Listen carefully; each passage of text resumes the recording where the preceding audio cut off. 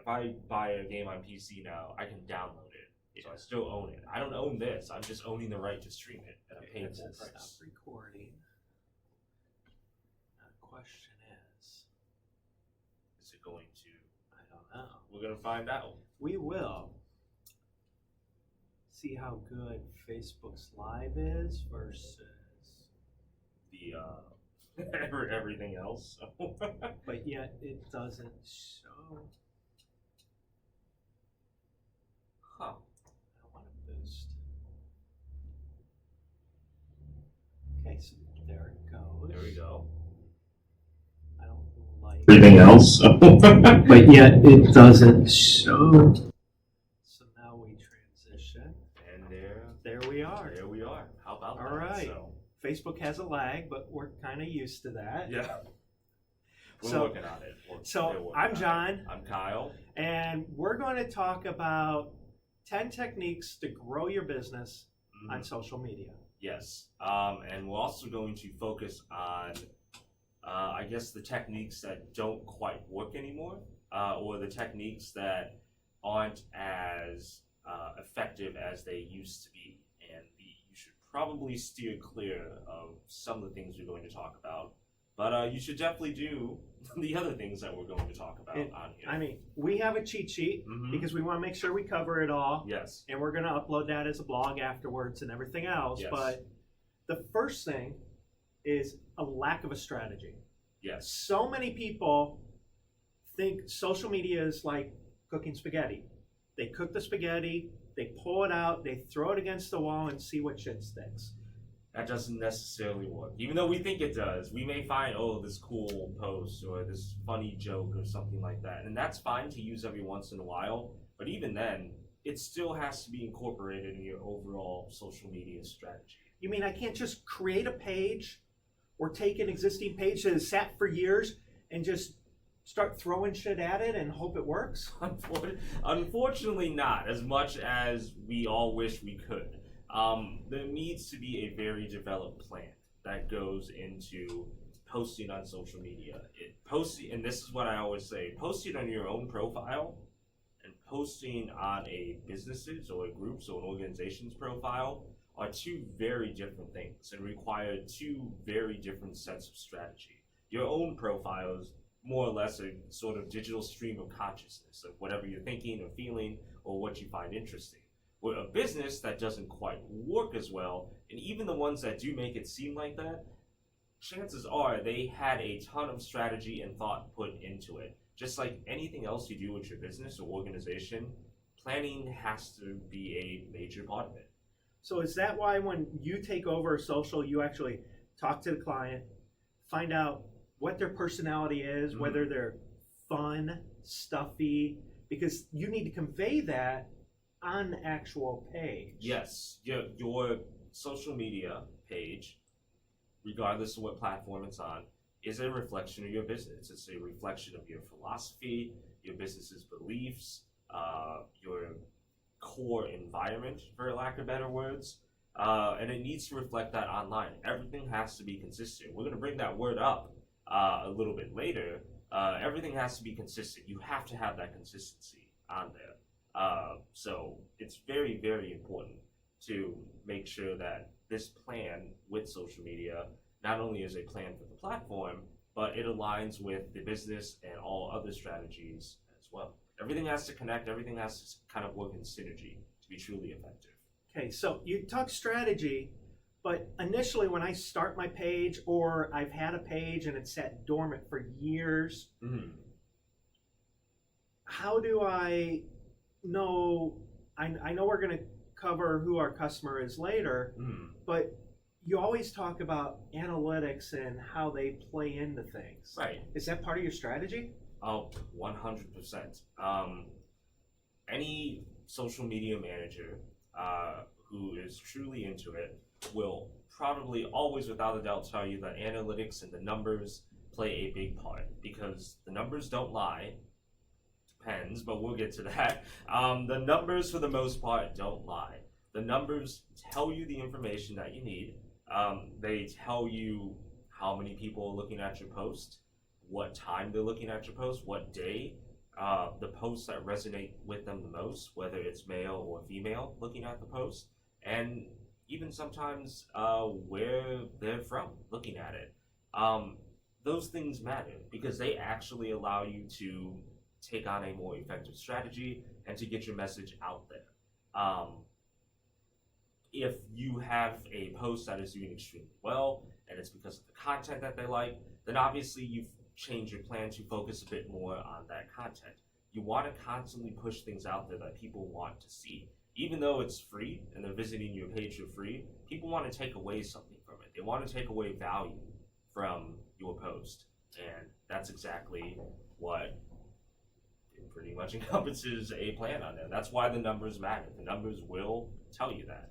Okay, so I go out, I do what, like, say Facebook, it has a thing called a like campaign. Mm-hmm. I want people to like my page, so I dish out 20, 50, $100. Right. You get a bunch of people to like my page. Right. Is that a good thing? No. And I know likes are almost a digital currency for making us feel better, making us feel they like my page. Exactly. So I get to pat myself on the back for doing a good job, right? You do on the surface, but once we dig in deeper, that's when you realize that those likes aren't as important, and this is why. If you convince people to just like your page, you should do it with the intention of that you feel that they generally are going to be interested in your page or what you're selling or your service, or they have to be generally interested in supporting you and willing to engage with the content that you're going to post on there. I can invite, or we could buy from Like Farms, 100,000 people to like my page. Sweet. Right, sounds great. But how many of those people are actually going to take away something from your content? How many of those people are probably going to buy from you? How many of those people are actually going to support you and your product? If you bought them, most likely none of them. It's a slow growth. It is a very calculated growth, but taking the time to truly earn those likes, taking the time to truly bring people to your page because of your product, because of who you are, will always be more meaningful and will always bear more fruit. Just simply for the fact that you brought them there because these people want to be there, or they are generally interested in what you're trying to sell or the message that you're trying to send. And don't most people that just like it, they click on it, and then like a day, 2 week, month later, they just drop off and they unlike your page? Yeah, that happens sometimes sooner, sometimes within a day. A lot of people, what they do sometimes is they start their own page or they start their own business, and they invite everyone to like the page. And while that may initially seem like a pretty good idea, you have to really think about, are they going to benefit? Are they going to truly utilize what I'm offering them?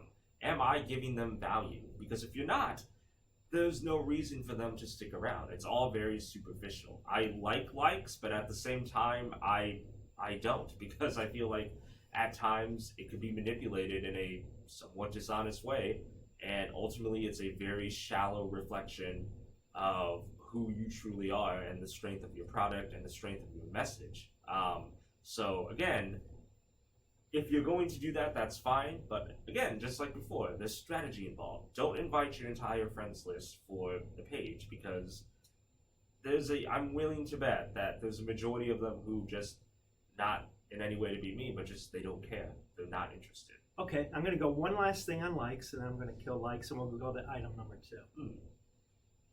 Facebook, if I remember correctly, all they had was the little thumbs up. Yes. Then, like 6 months to a year, they took and now they have all these nice little like icons and love and the heart hate and all this other angry crap. And yeah. Okay, now Facebook owns Instagram. Yes. And they're removing the likes. Yes. Facebook is saying they're thinking of removing the likes. So yes. Why? Well, the reason behind that is there are several different reasons. Some of them have officially come from Facebook. Some of them have not officially come through Facebook or Instagram and have just been speculated on. But the general, the one of the main reasons behind the Instagram one, and I'm sure this to an extent applies to Facebook, one of the reasons is that a lot of people felt that the more likes you had, the better your image was, or the better you were as an influencer or a person on Instagram. But again, like if it was a superficial just buying likes and buying people to follow your page and automatically like every photo, again, it's a very not genuine way to achieve that. And so because of that, that's why they decided to take it away. It was an attempt to focus more on the content. It was an attempt to pretty much shine a light on showing how we're focusing more on what people produce. We want people to see that and truly take a look and truly be objective than to just see this has 100,000 likes, this must be a popular post. Facebook has experimented in the same way. I believe, I want to say either New Zealand or Australia, they actually already tested it out. And it doesn't completely take away likes if it's following Instagram. It'll just say so-and-so and thousands of others like this post and millions of other like this post. And again, it's sort of conveying the same message, but in a way that takes your focus off the likes and basically doing a numbers game in your brain and focusing more on the content. Because Facebook's main objective right now is pushing more meaningful, wholesome, relevant content into our feeds, and the likes actually have, or taking away the likes, will actually allow you to do that. And in Facebook's hopeful attempt to make everybody think a bit more objectively and to actually pay attention to what they're liking, what they're reading, what they're engaging with, to, as Facebook's goal, to create more conversation with people in the end. I hope that doesn't kill everybody's dopamine effect of seeing all those wonderful likes. I know there was a bit of a and I still think to an extent some people are still concerned. On Instagram, a lot of influencers were worried because of like my likes are going away now. I literally lived off those likes and you're just taking them away. Yes and no. I still think the people who truly put out nice photos, good content, really understand what their audience wants, I still think they're going to do just fine and they're going to be very successful. Again, it's like you said, we're just chasing that dopamine high. We're creatures of habit, and so that means a lot to them. Okay, so the next one is social media solves everything. We've had so many people come into here saying, my business is failing, I'm going out of business tomorrow, I need a social media page so that I make $1 million by tomorrow. Right. Well, if that was the case, then every single person in the world would be utilizing social media and we would have no failing businesses and everybody would be super happy and making $1 million. But unfortunately, that's not quite true. Social media, you need to look at it as a tool in your toolbox. One tool in your toolbox is not going to solve all of your broken pipes or any wood coming loose from your proverbial house. You need the entire toolbox to truly make an effort to fix things and make things better. Social media is an extremely powerful tool in helping your business if used correctly, but it is not the only tool. There are other components that go into it that make your business or your organization a effective marketing machine. And I know quite a few of those that are able to be utilized, and I'm sure you can talk about that. Well, it's like you actually know what the list is, because it kind of leads into the next segue of people. You start out on social media, and then you decide to go to Twitter, LinkedIn, Instagram, Pinterest, wherever you go, and now you have an entirely new platform to learn. Yes. So from day one of the problems we always see people struggle with once they want to grow beyond one social media outlet is not utilizing software. Yes. But everybody says Facebook's here. It's not going anywhere, right? Well, I mean, now it's here. Now it's not going anywhere, but there's nothing to say that any one of these social media platforms isn't going to leave. There's nothing saying that there's not going to be another major platform that becomes huge and relevant in the next few years and makes these platforms not quite as relevant. A good example of that is Google Plus. Everybody said, oh, Google Plus is the Facebook killer. It's going to come out and it's backed by Google money, and it's gonna make us engage with each other more, and it's gonna kill Facebook. And even during that time, a lot of people were angry at Facebook because they said, this is ridiculous. I don't like them selling my data. I'm going to leave. And, even despite all that and all of the, I guess, advantages that Google Plus had, it still failed. It did. It didn't make it. And granted, Facebook now, do I see it going anywhere? No. But again, there's nothing is guaranteed in the future. You shouldn't put all your eggs in one basket, no matter how good it is. For your short-term plan, perhaps, but for a long-term plan, you always need to be planning ahead. And that means being flexible, and that means understanding that you shouldn't tie everything to one platform. Well, it's like before. MySpace was the old Facebook. Right. AOL was the initial first true where people used modems, they dialed into it. Right. And now Facebook's taking on the mantra of AOL, which is out of business, basically, Right. after 15 years. So Facebook might only have a 15-year life or less. Right. But now Facebook's trying to do everything AOL did. Right. They're trying to make it so the entire internet is them and them alone. And that's not the case. And everybody knows that's not the case. Right. And once people realize that, they're going to actually start saying, wait a minute, I want to go to CNN or I want to go to somebody's website. Mm-hmm. Well, Facebook tries to stop that because they want you to live in their area because that's where they make all their money. Right, and that's a whole. I could spend hours talking about Facebook curation and posting relevant content, because that's a whole nother can of worms that we can talk about. But the general thing is, Facebook, like, you shouldn't put all your eggs in one basket. Facebook is not the be-all, end-all solution. Again, it is a very powerful tool. It's a great place to start. It's a wonderful place to start. And even then, and we'll talk about this later, other social media platforms are tools as well. They should not all be treated just like Facebook. It should not be exactly the same. There are some cases where your content is going to be similar and your posting style is going to be similar. But again, there are many tools out there to tell your message. It's basically figuring out which one is the right one for you. And chances are, it's not just one. So realistically, if you are on just Facebook and you're just posting through Facebook, you're probably missing the boat for long-term growth. Yes. Social media, like your website and everything else and your strategies, are a long-term game. Yes. So you should, even if you're only on Facebook, utilize software like Hootsuite, Buffer, Social Pilot, something like that that's extremely low cost, $10, $15 a month. Yes. And the reason being is you get scheduling, which, yes, you get that on Facebook and you get it on every platform. But imagine, now let's say you're only on Facebook, you're scheduling, it's beautiful.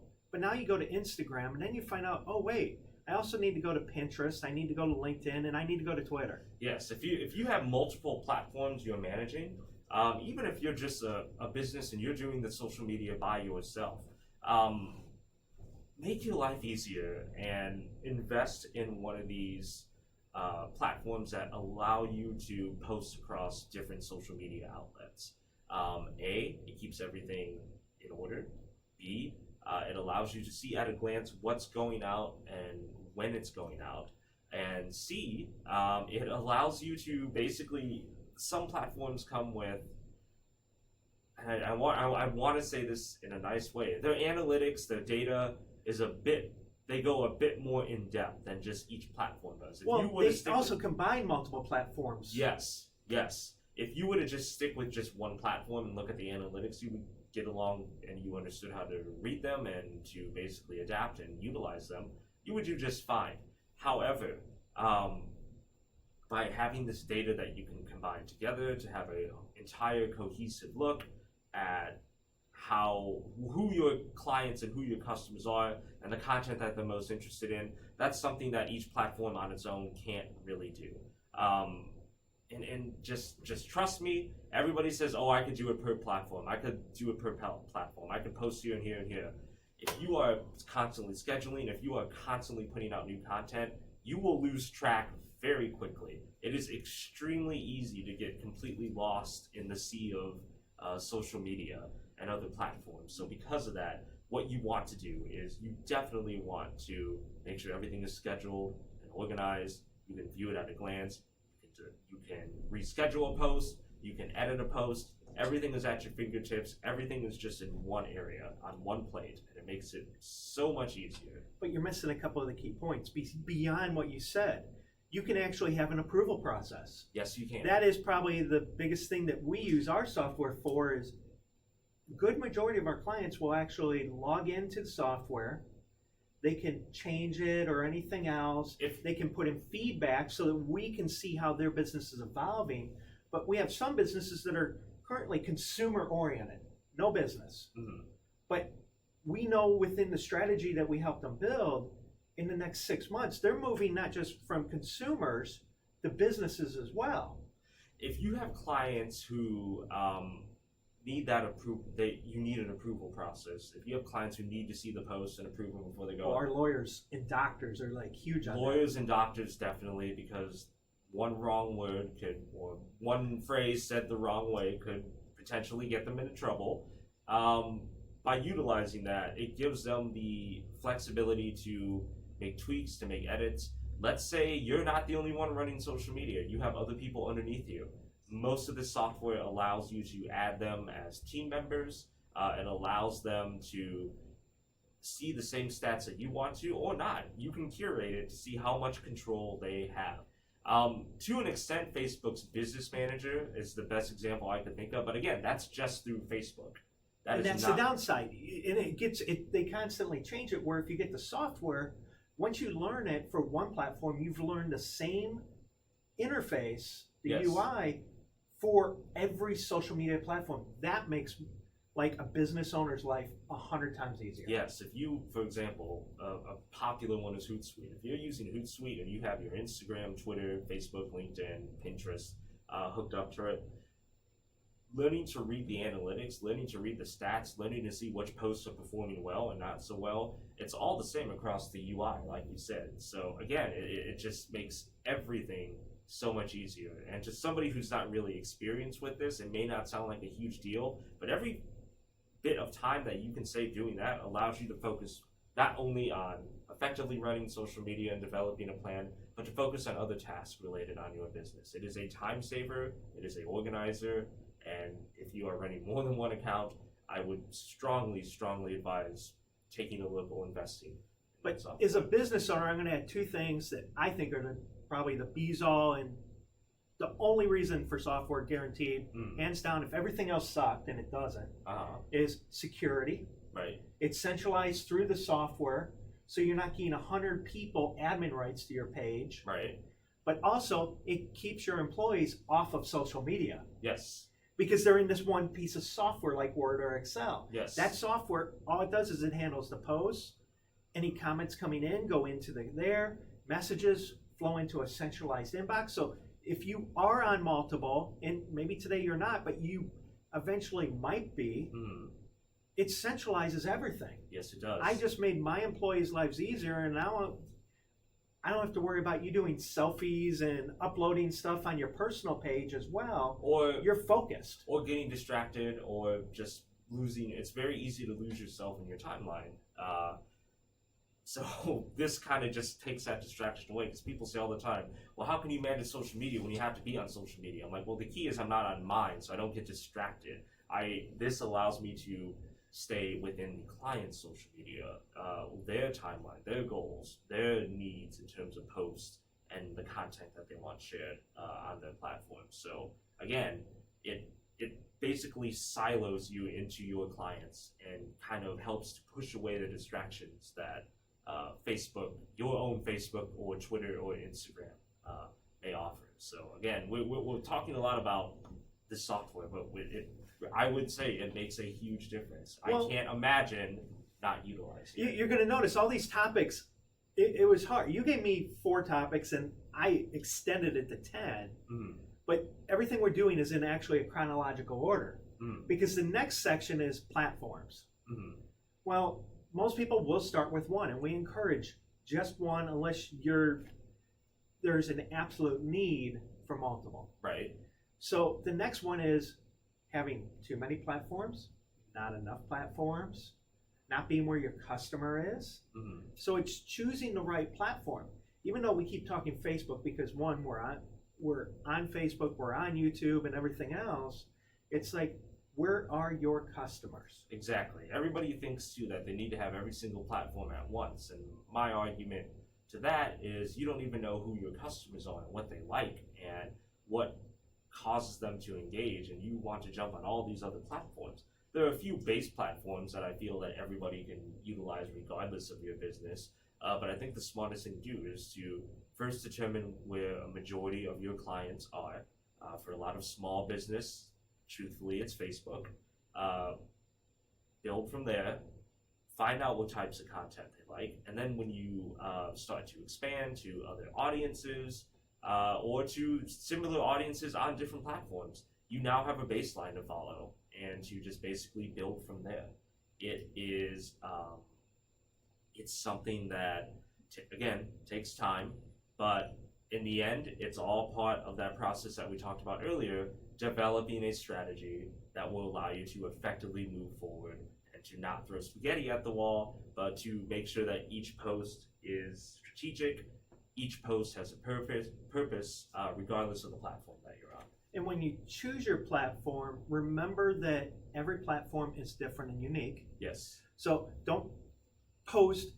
Facebook, when it originally came out, and Twitter, and they had this love for each other, as soon as you posted on Facebook, the exact same post went straight to Twitter. Yes. Well, that link still technically exists, and what's hilarious is we see people when they post to Facebook, their Twitter gets the exact same link. But again, that's not utilizing the platform to its strength. When you do that, you don't get the full post anymore. You basically just get a link to click on it, which will take you to Facebook. Yep. If I'm on Twitter, why do I want to go to Facebook? That's not going to happen. You need to take the time to post to each individual platform. There are really no shortcuts anymore. And it goes back to that strategy of knowing who your customer is. Exactly. Which is going to constantly change and evolve on a weekly basis. Exactly. You have to have an ideal profile of who your customer is, but there is a chance that that can change and evolve over time.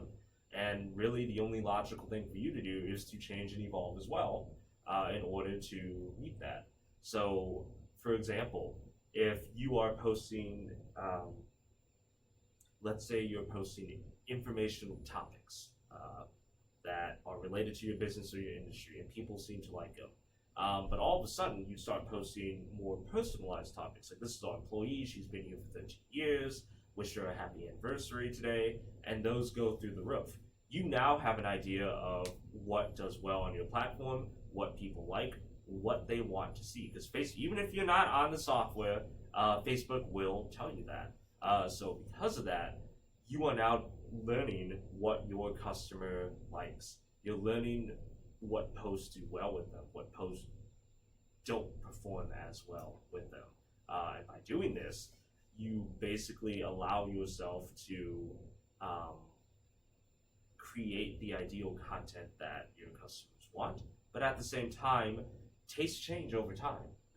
Tastes change over time. Things change. People are interested in other things.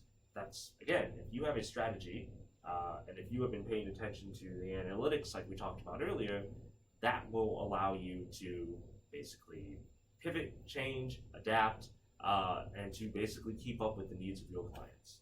Okay, so that kind of leads into the next thing. Now we've gone through the platforms, the strategy, but part of strategy is, who the heck is your customer? Right. When you start out, you have no clue.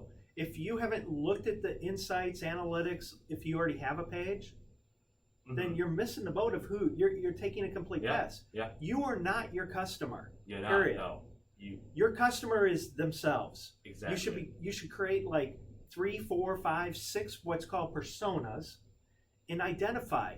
I have a teenage girl, I have a teenage boy. Teenage boy, he doesn't care about my site because maybe I sell makeup.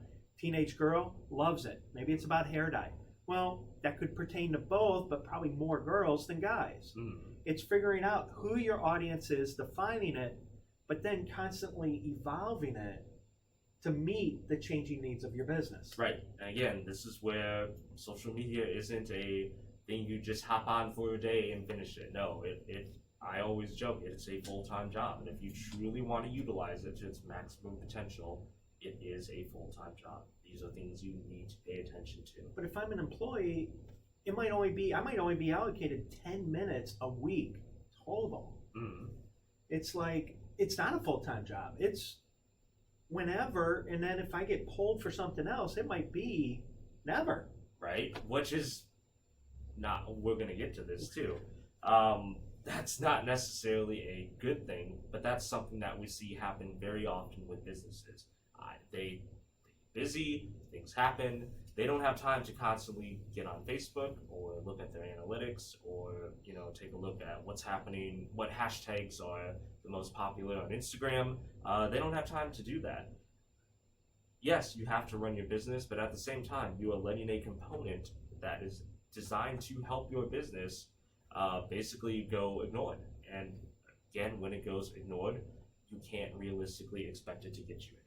Yeah, so absolutely never ignore your customers. Mm-hmm. I mean, everybody thinks social media, I put it out there and I'm done. This is not the newspaper. It is not radio. It's not television. It's not print ads. This is where a lot of marketing agencies, what they did is they're like, oh, all I got to do is post stuff and I'm done. No, that's wrong. This is a completely new medium. You need to have a two-way interaction. Social media is about being social. It's talking to people. And a lot of people think, oh, I'm just going to post shit and be done. And Right. that's 100% wrong. This is not a if you build it, they will come scenario. Like yes, it kind of is, but this is not a if you build it, they will come and I'm done. You constantly need to give people more. You need to give them that value. People are on social media pretty much every available hour of their lives at different times. So you constantly need to make that push to get it out there, to stand out against a sea of other information and data that they're receiving by scrolling through phones or looking on the computer or tablets or whatnot. So again, I feel it's something, when people tell me that, I just cringe because I'm like, that's not a good idea. So Okay, so we're halfway through, we are, which is halfway through. insane Yeah. because we're going to get deeper and deeper as we go, and the last one is a killer. So now we're on the backside. We're on the back. Yeah. And what's cool about this is we're going to actually start the second half off with stalking, Yes. which is kind of crazy. You don't think of stalking, but a lot of businesses say, well, my competitor so-and-so, what they're doing is this, so I got to do that. Guess what? They have a completely different set of customers. Even if you're two, say, restaurants, two lawyers, two accountants, you have two different sets of clients. I mean, you get two McDonald's on two different sides of the town, and they're completely different. Same food, same everything, different employees, different culture, different feel. Mm-hmm. There's just a different vibe. Yes. So, yes, it's good to know what your customer or your competitors are doing, but stop stalking them. Stop trying to be them. Right. Leaders lead, they do not follow. Exactly. If you are truly the expert in your field, why are you following your competition? It's good to know what they're doing, but stop following them. Mm-hmm. Exactly. You should always keep up with your competition. You should always be aware of what they're doing to see if it's going to be something that you need to counter or something that you need to be concerned about, but you should never copy them. And that's whenever I hear people say, oh, they did this, I want to do this too.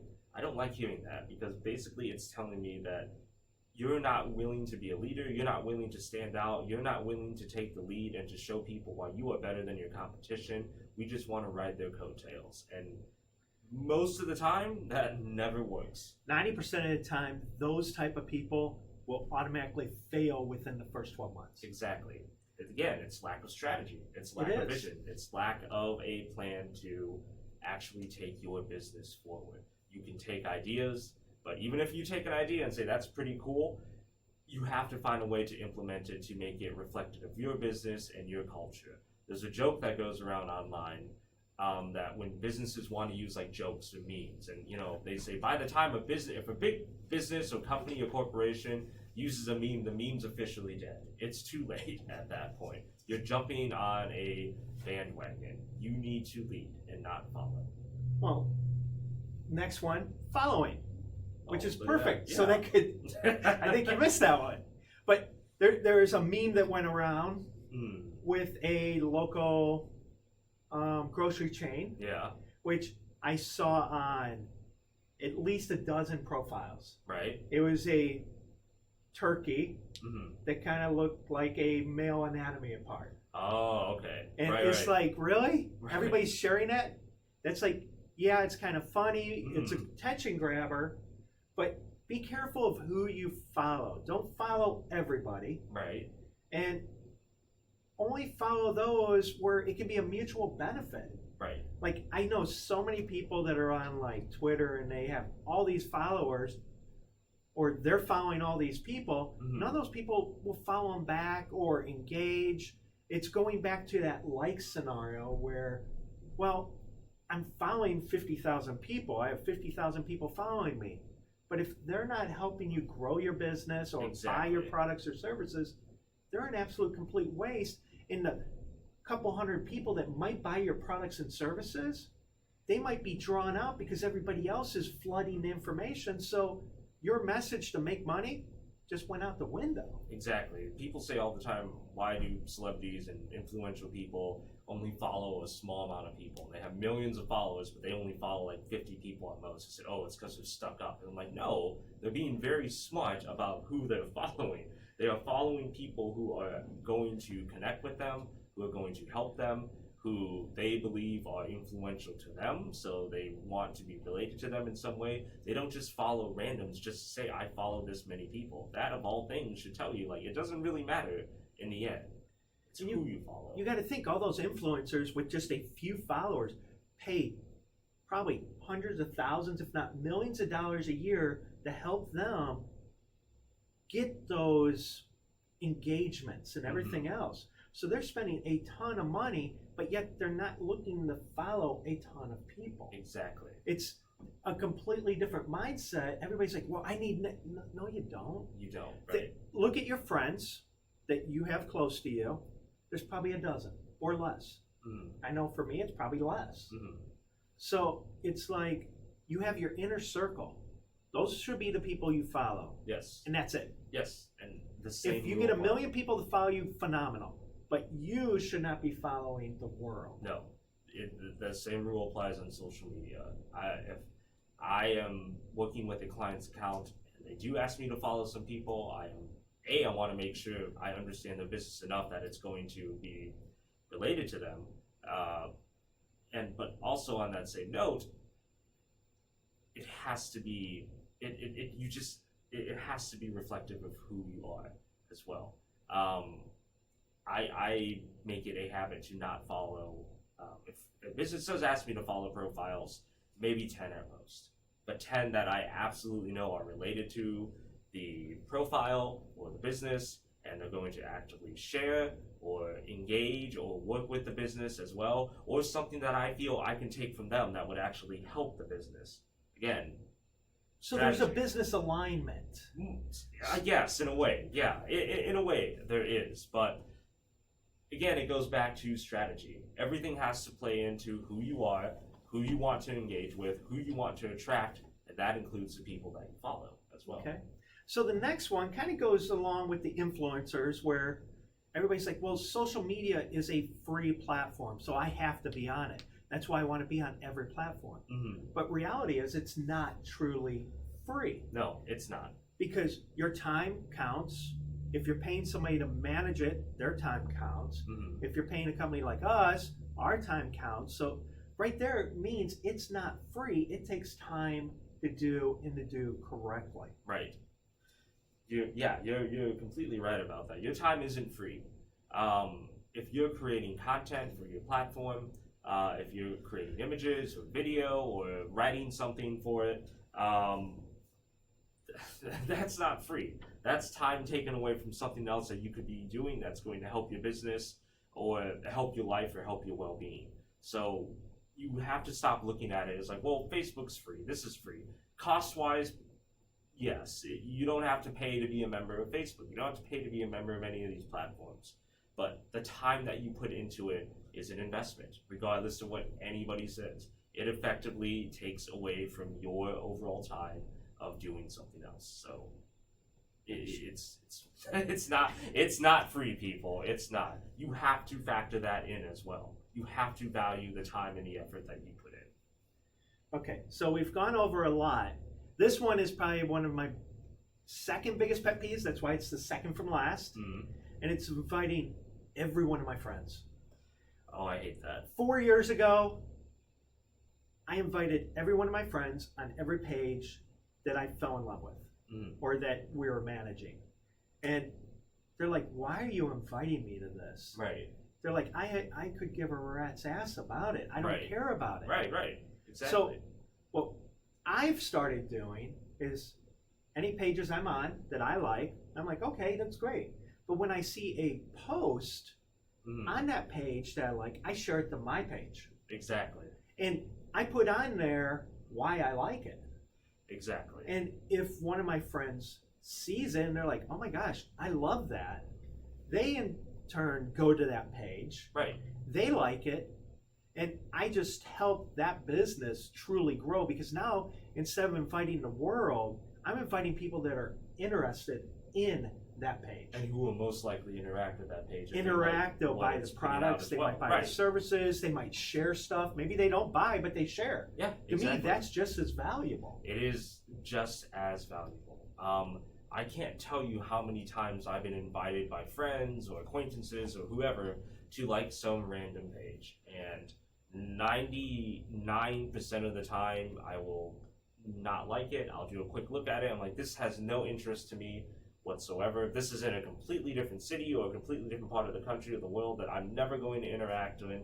It's a issue or a cause that I don't care about.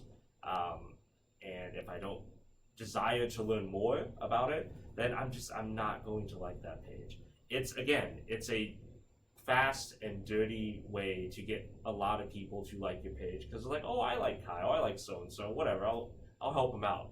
But chances are, they're not going to interact with the page. They may like a post every now and then if you're lucky, but most likely they're not. They're going to like the page and leave. And this goes back to what we talked about in the beginning. Just because you have a lot of people liking your page, that does nothing for your engagement. Actually, it can hurt it. Yes. If I invite 100 people and only one truly cares about it, the algorithms, because this is a mathematical thing, this isn't a human deciding what shows doesn't show.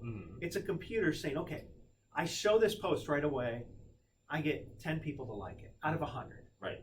The next one I do, I get 3 or 4 people to like it. Right. Then I get 1, then I get none, I get none, I get none, I get none. Right. Guess what?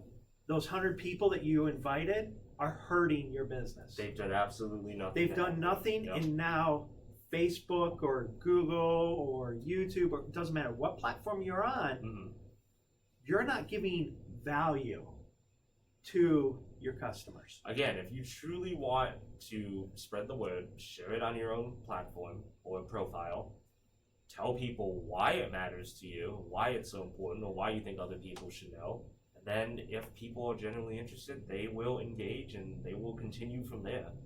Just blind inviting them is literally shooting in the dark. And you're just trying to hit so many targets at once, again, without a truly effective plan to grow that person. There's no strategy involved. It drives me nuts when I see it. So, well, the way I think of it is go to a bank, take out $120 bills, walk down the street, the first 100 people you see, just say, hey, my name's John, like my page. Hi, my name's John, like my page. You just gave away $120 bills. You might get one person to like it. You may get one, yeah.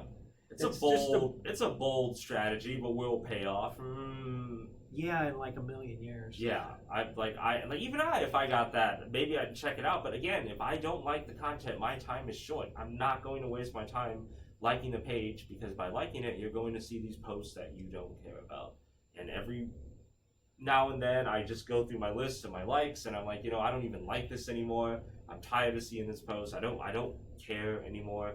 I'm getting rid of it, and that'll have that again, like you said, that hurts your bottom line. It does. I get invited to probably 20 to 30 pages per week, of which I might gain one per month. Yeah, that sounds pretty similar to me, and I'm just like, I know why you're doing this. We never talk, but I know you want to sell your lotion or join your page or whatever, but I don't care. I really don't. And this is just making me more determined and stubborn to not care. So again, strategy. Please don't just do things. Please think about it. Come up with a plan before you do it. All right. The last one is probably the biggest, most cohesive one of everything. Mm-hmm. And it's about posting. Yes. And when it comes to posting, you have a couple things. Way too much. Yes. Way too little. Yes. Every flipping blue moon. Yes. So that's your inconsistency. You've got the inappropriate content. Mm-hmm. You sound automated. You break the 70-20-10 rule, Mm-hmm. which is 70% original content, Mm-hmm. 20% curated from sources you know your customers or the people on your page are going to enjoy, Mm-hmm. and then 10%, which I really think it should be a lot less than 10%, but 10% your sales pitch. Right. And with your sales pitch, you need to have some type of trackable call of action. Right. Not just click here to go to my website. Who gives a crap about that? Right. I want click here and it goes to a consistent, specific landing page or a token in the URL that I can actually track that it's actually performing for me. Right. Your sales pitch, if you're going to do that, it needs to be disguised and not seem too salesy too. Because people hate being sold to. They really do. Even though their buying habits say something entirely different, in the end, people hate being sold to. Well, it's They like a don't lot of our restaurants, we never publish.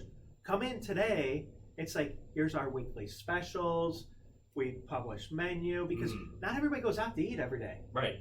I know they wish they did. They don't. Yeah. They don't. They just can't. Yeah. So it's like, be appropriate and remember, a lot of people don't need your stuff.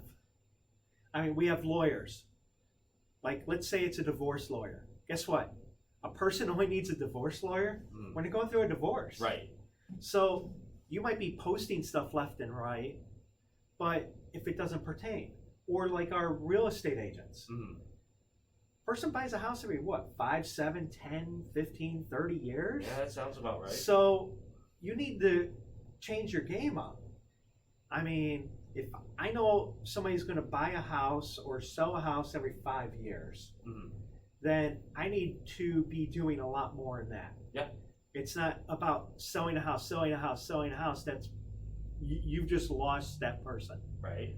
So what you need to do is how to upgrade your kitchen for $100, how to organize your kitchen because nobody can find anything in the kitchen, how to paint, how to find a painter, why you want to paint it yourself versus a professional painter or vice versa, why you want a professional painter over do it yourself. Right. Because a lot of times doing it yourself costs as much or more than a professional.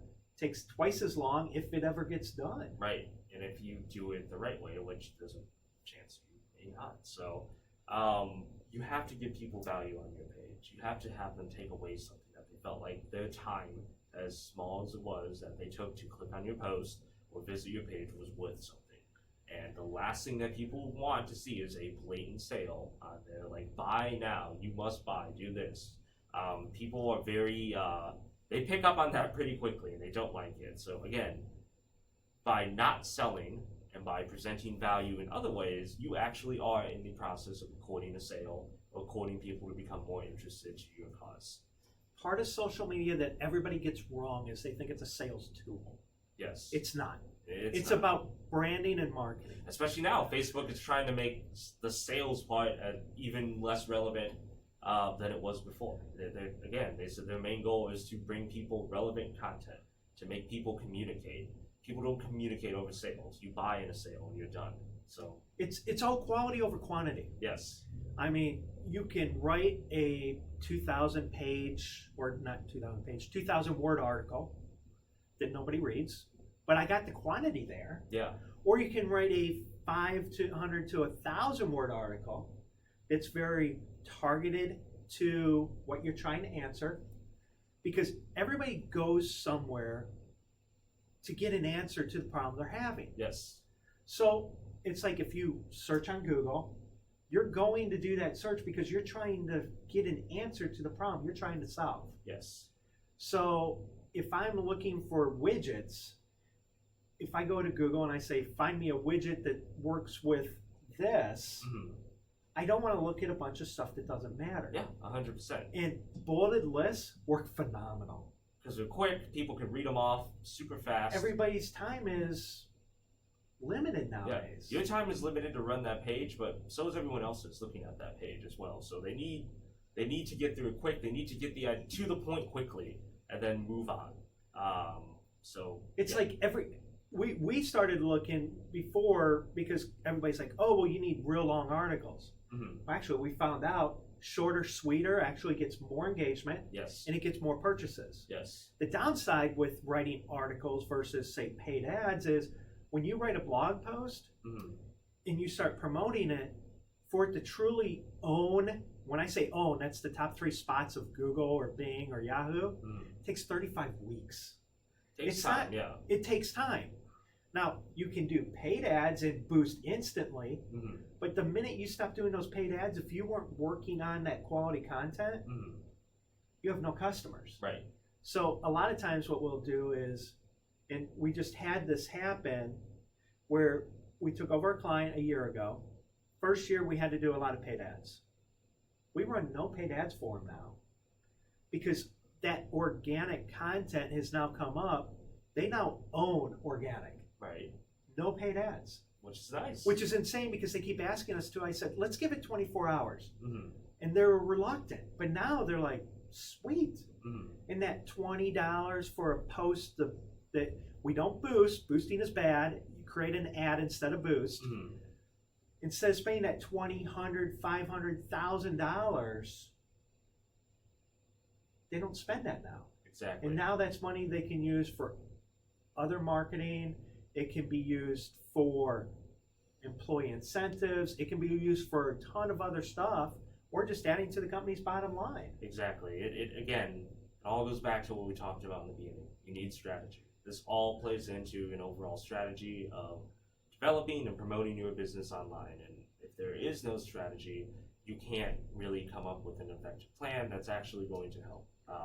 Everything that we talked about today is part of what we do when it comes to planning strategy and It is all developing strategy. clients for social media. And if it sounds like a lot of work, it is a lot of work. And if But- you don't communicate the strategy, let's say you're an employee, you're in charge of the social media, but you don't tell the owner what you're doing, there's no communication. right. So you don't know if you're reaching the right objectives. Or you're achieving what they want you to achieve as well. So You need to define in your strategy success, you need to define failure. right. I almost like defining failure more than success because that tells me if I do this and it goes south, that's bad. That's considered a failure. Yeah. Where if success is always we're making more money, we're growing. Mhm. Those are the 2 biggest things people look for out of anything. Right. When if they spend $1, they want to see a minimum of $3. Right. It's that increase. Right. But it makes sense. Yeah. it makes sense. It's good business. Nobody is in business to lose money. right. So when you start looking and thinking of ways to grow your social, try to do the right thing. Right. Try not to do those techniques that worked 5, 10, 15 years ago. You need to be You need to Updated, adapt and be right. agile. yes. You And if you don't know what agile is, it is when you adapt to change quickly. yes. That's why I love print media, but I also hate print media. Print media, once it goes to print, you can't change it. With social, it's a completely different monster. Yep. Yes, you might have thrown out an ad that didn't do good. You stop that one, you start the new one. We actually had that with a interior painter last week. It went for 2 days, got 3 people engaged. We canceled it, we changed it. Now we got 100 people engaged within the same amount of time. Yep. So it's like you can quickly adapt to what resonates with your audience. Yep. I agree 100% with that. You need to be agile. You need to have a plan, and everything we said today that you really need to sit down and consider. And remember, what works for one person may not necessarily work for you, and vice versa. So that's pretty much all I've got. That's all I mean, got that's too, a lot. To It's a lot to digest. digest, yes, but it's something that if you break it down, if you go through line by line, like we said, it's something that I'm confident that you can achieve, but it does take a bit of work, I think. And like I said, this will be all published this afternoon. Mm-hmm. You can watch it. You can watch it on Facebook. You'll be able to watch it on YouTube. Mm-hmm. Figure out what works for you. Right? Create a strategy. Yes, please create a strategy. And post correctly. Yes, please. I cannot. I've seen it so many times. I've seen so many good things turn bad because of that. So please strategize. Think. What do your clients want? Who are your clients? What do they want? How do I reach them? And how do I do it in a way that is genuine and not quick and dirty? All right. Thank you. I'm John. I'm Kyle. And talk to you later. Yeah. See ya. All right.